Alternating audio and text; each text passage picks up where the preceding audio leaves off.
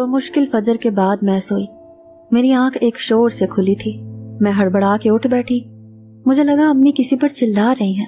मैं हैरान थी कि सुबह सुबह अम्मी क्यों चीख रही हैं। मैंने झट से लिहाफ उतारकर साइड पर रखा और तेजी से कमरे से बाहर निकली, लेकिन सामने का मंजर देखकर दंग सी रह गई।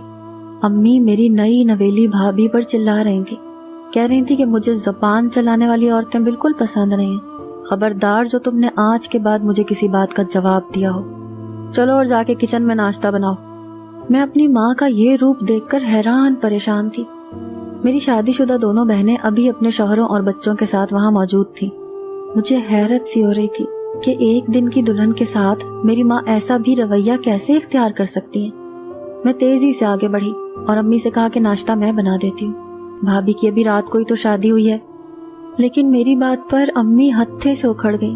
कहने लगी, खबरदार जो तुमने इस लड़की की हिमायत की तो आज के बाद घर का सारा काम यही करेगी। मेरी भाभी किचन में चली गई। मेरी बहनें कहने लगी, अम्मी हमारी तो हमारे ससुराल में नाक कट गई है कि एक इकलौता भाई जिसकी शादी इतने चाव से की और उसके ससुराल वालों ने हमें सोने की कोई चीज नहीं पहनाई। ऊंची दुकान, फीका पकवान। हाँ, मेरी बहन ने नफरत से कहा तो मैं अब समझी कि मेरी माँ बहनों का किस बात पर मुंह सूजा हुआ था कि मेरी भाभी जहेज इतना नहीं लाई थी। मुझे बहनों की सोच पर अफसोस हो रहा था कि जब अम्मी भी शुरू हो गई। मेरा एक ही बेटा था, कितने पैसे लग गए थे इसकी शादी पर। मुझे तो लगा था अमीर लोग हैं, गाड़ी तो जरूर मेरे बेटे को जहेज में मिलेगी। लेकिन नहीं, ऐसे कंजूस लोग कि बस अपनी खूबसूरत बला ही खाली हाथ हमारे पल्ले बांध दी।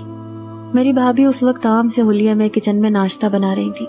कहीं से भी एक दिन की दुल्हन नहीं लग रही थी और मेरी माँ बहनों को जहेज ना मिलने का कलक सताए जा रहा था।